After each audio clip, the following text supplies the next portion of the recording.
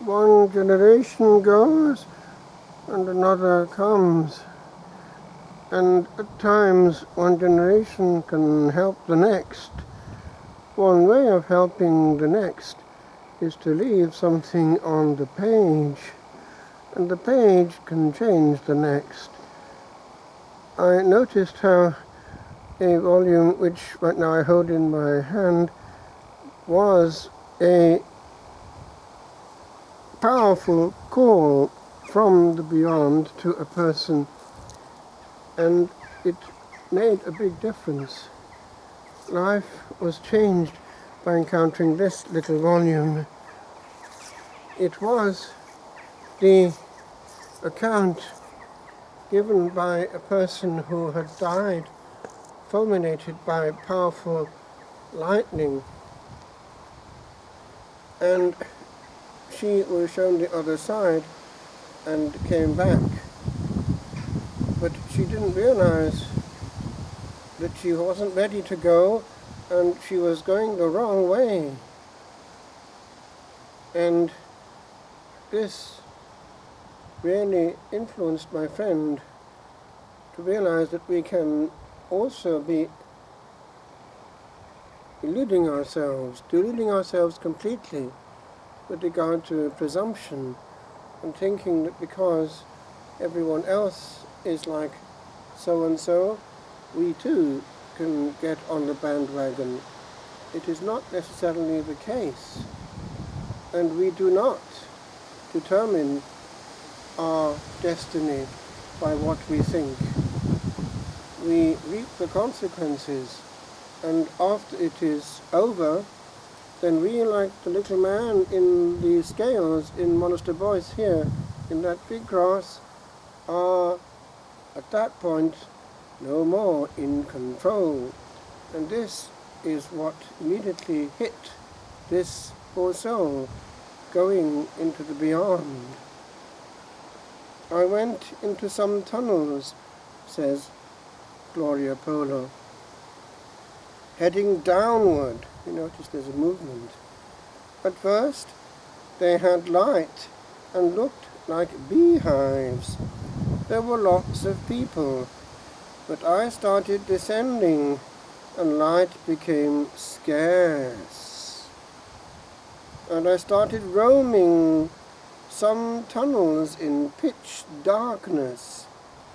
The darkness has no comparison. The darkness on earth is like noontime sunlight compared to it. That darkness causes pain, horror, and shame, and it smells very bad. I finished descending down those tunnels and landed desperately on a flat spot.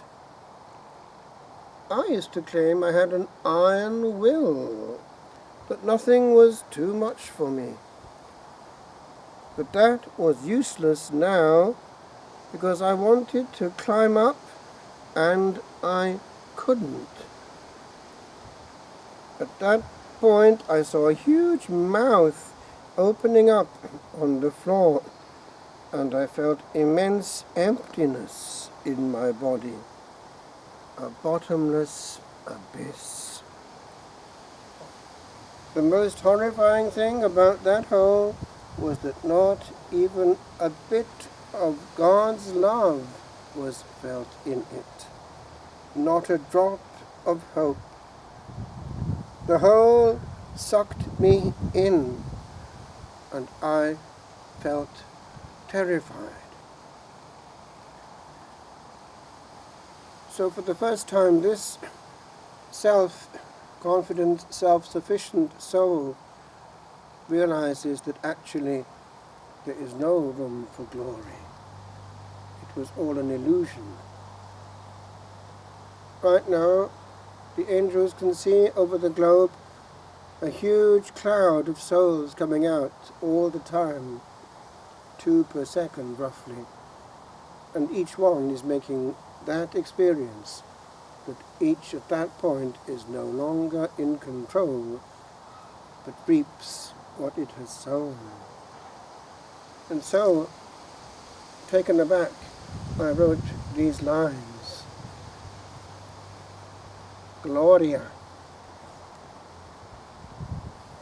I hold within my hand a mighty thing that should not be, that has no right to be, that men would not have been, to which doth cling a powder of high sulphur, none can see, but only smell.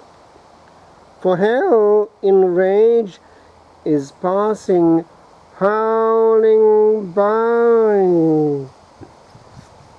and I behold upon a page a cry that shall not age, as men's dim sound, so frenzied and so old.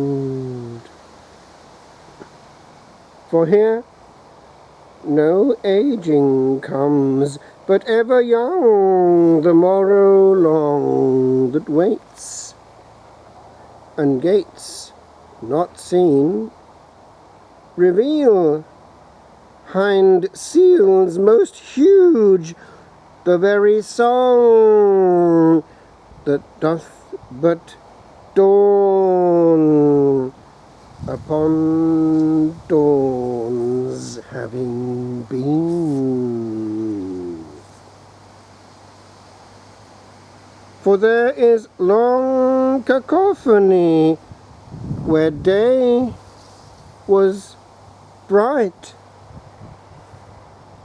and song most hugely wrong closed oft the night.